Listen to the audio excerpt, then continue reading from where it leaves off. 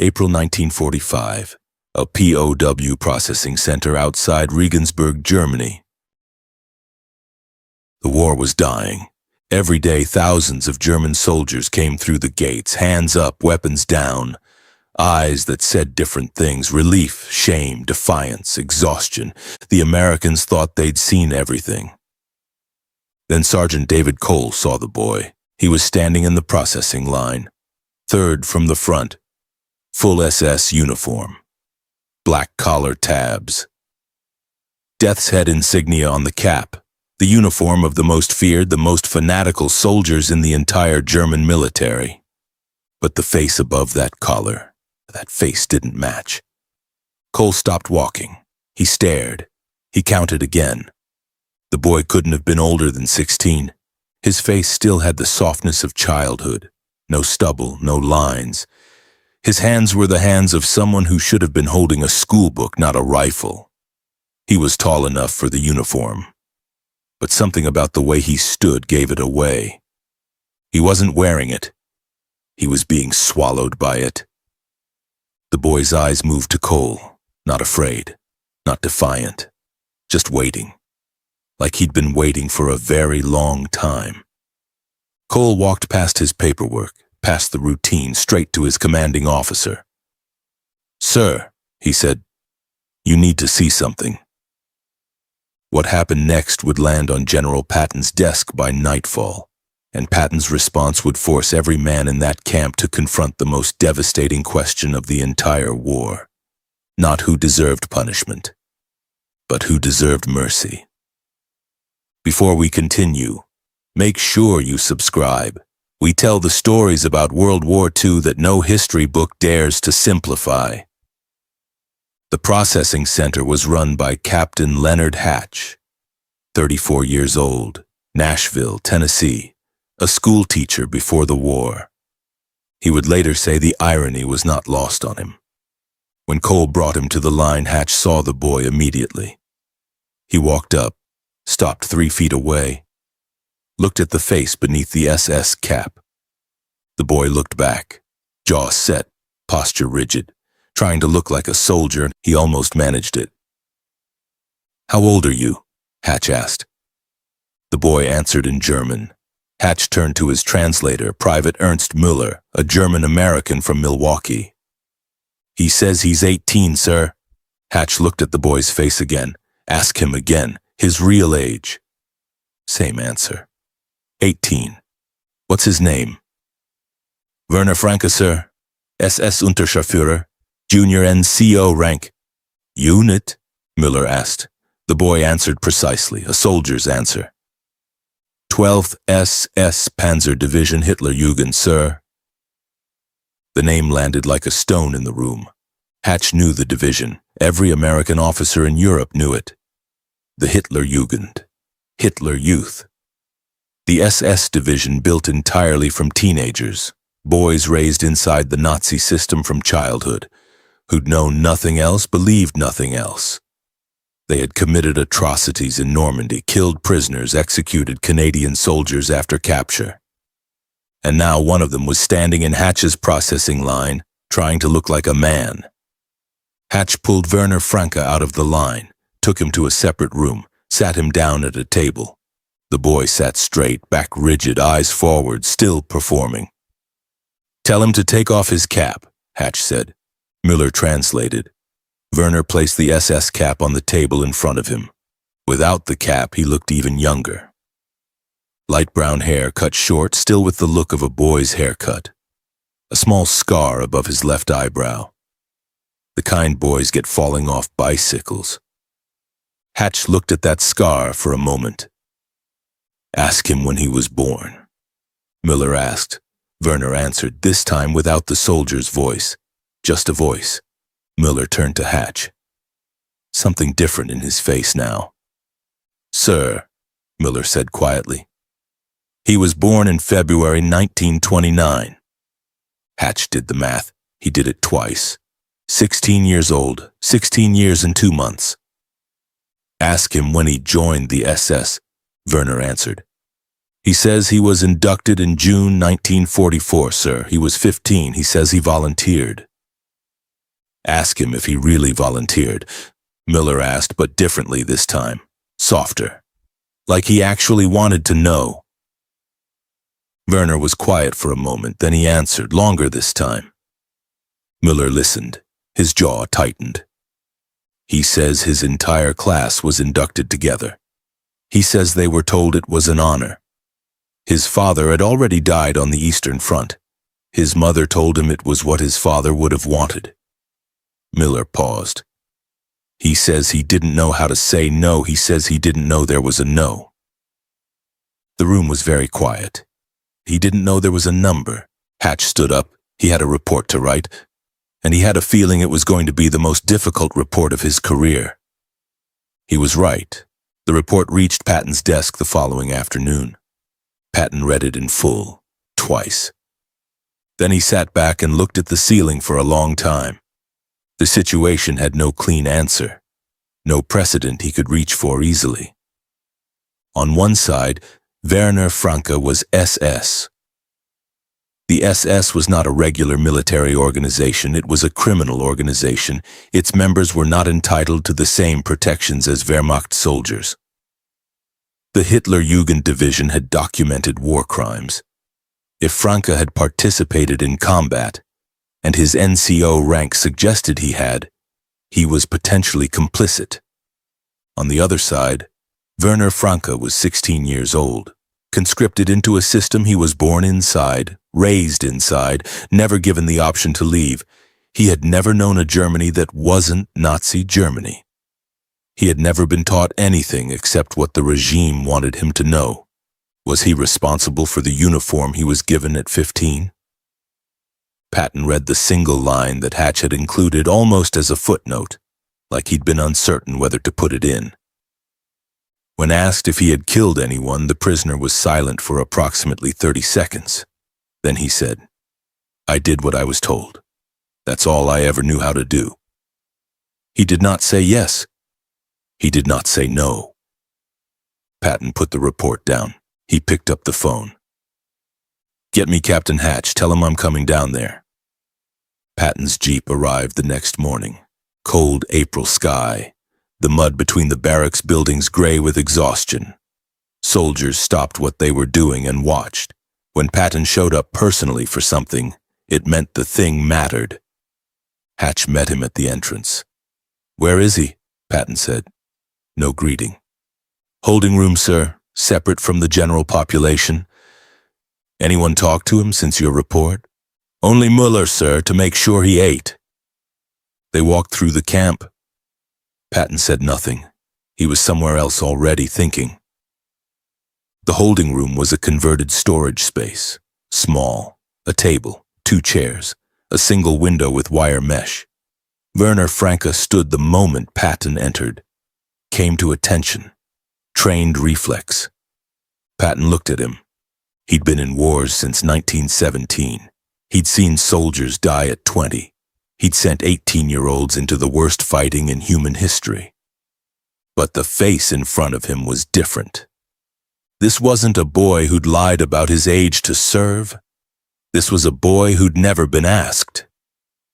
Patton sat down across from him, gestured for Werner to sit. Werner sat but kept his back straight, still performing.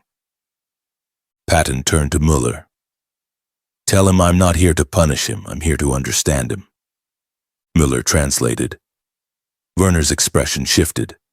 Just slightly, a crack in the performance. "Ask him what he thought the SS was when he joined." Werner answered. "He says he thought it was the best soldiers. The ones who protected Germany, that's what they were told. He says he was proud. His mother was proud. Ask him if he knows what the SS did. Not in battle, the other things." This question was different. Muller translated it carefully. Werner was quiet for a long time. Then he answered. Muller translated slowly. "He says he heard rumors.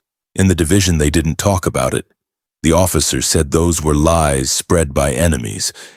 He says he believed them because he didn't know how not to." A pause. "He says now he's seen the faces of the men in this camp." the American soldiers, and they look at him a certain way. He thinks he understands that there was something he was never told. The room was still. Patton leaned forward. Ask him this. If someone had sat him down at 12 years old and told him exactly what Germany was going to become, what does he think he would have done? It was a brutal question. Müller hesitated. Werner received it. He looked down at the table, quiet for almost a full minute. When he looked up, there were no tears. He was too trained for tears. But the performance was gone. Just a boy. He answered. Müller's voice was quiet. He says he doesn't know. He says he was a child. He says children do what they're shown.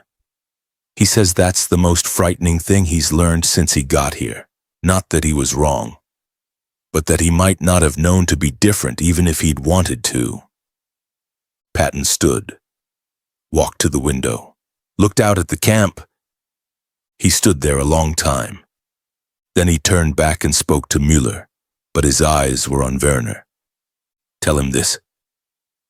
He spoke slowly, every word chosen. You were given a uniform you didn't choose by a country that never asked your permission to fight for a cause that was already lost before you were old enough to understand what a cause was. Müller translated. Werner listened. That uniform has crimes attached to it, serious crimes that will be answered for. I'm not going to pretend otherwise. Müller translated.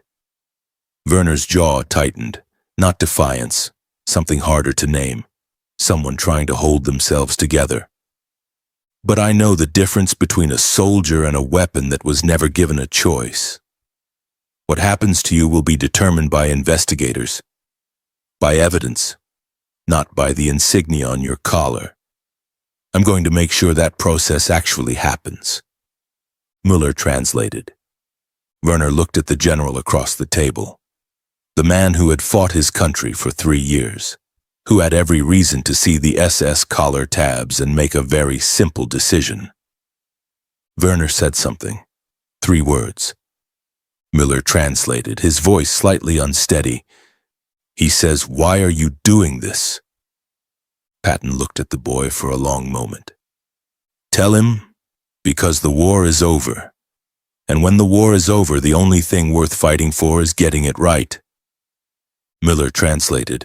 Werner was quiet. Patton walked to the door. He paused without turning around. Separate him from the general SS population, full record from the division, every engagement log, every order he received. I want the determination made on evidence. A beat. And get him a chaplain if he asks for one. Yes, sir? Patton walked out.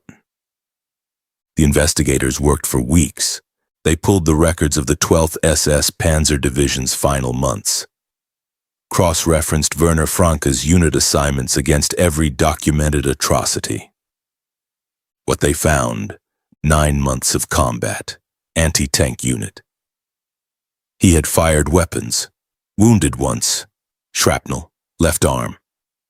But he had not been present at the executions. His unit logs placed him 60 kilometers away during the murders of Canadian prisoners in Normandy. He was a child soldier, conscripted into an organization whose crimes were not in question. But Werner Franke specifically had fought. He had not murdered. The recommendation supervised release into a denazification program. It landed on Patton's desk. He read it. He signed it. 1 word at the bottom. Proceed. Werner Franke spent 8 months in the denazification program, interviewed 14 times. By psychologists, historians, former camp survivors brought in specifically to sit across from him. To sit across from a man who had been in Dachau. To not look away. He didn't look away. One survivor, Heinrich Reis, 41, Hamburg, spent 3 sessions with Werner. In the final one, he said, "You are not who harmed me, but you wore the face of those who did. Carry that, not as guilt for what you didn't do, as responsibility for what you do next." Werner was 17. He carried it. When Werner was released in early 1947, he went home to his mother in a city that was mostly rubble. He worked construction for 2 years, lifting stones, rebuilding what the war had destroyed. In 1953, he began teaching secondary school history, Munich, 31 years. He taught the war every year, every class, not the heroic version, the real version, with names, numbers, photographs that some parents said were too graphic for children. He taught it anyway. Every year the same opening line. Children are not responsible for the world they are born into, but they become responsible the moment they are old enough to ask questions. Your job, from this moment forward, is never to stop asking. His students remembered him, the history teacher who always said we and never they when he talked about what Germany had done. None of them knew about the holding room in Regensburg, the table, the 2 chairs. The general who decided that evidence mattered more than insignia. Patton never spoke about it publicly. But in 1967, Captain Hatch, retired, teaching again in Nashville, gave an interview to a military historian. The historian asked him what he remembered most, out of all of it. Hatch thought about it. Then he said, "There was a boy, 16 years old, SS uniform, and Patton came down personally. He had an army to run. He had decisions at a scale I couldn't imagine, but he drove 2 hours to sit across from a teenager." He paused. I asked him afterward why he'd come. Why this one? He said, because this is the hardest kind. The easy ones are the monsters. You know what to do with a monster. But a child who was turned into a weapon before he could decide what he wanted to be. That one requires you to actually think. Hatch leaned forward. I asked him what the right answer was. He said he didn't know. He said he wasn't sure there was one, but he said the only thing worse than the wrong answer is pretending it was an easy question. What would you have done in Patton's place? What does a 16-year-old in an SS uniform deserve? Let us know in the comments below. And if you want more World War II stories, the ones without easy answers, make sure you subscribe.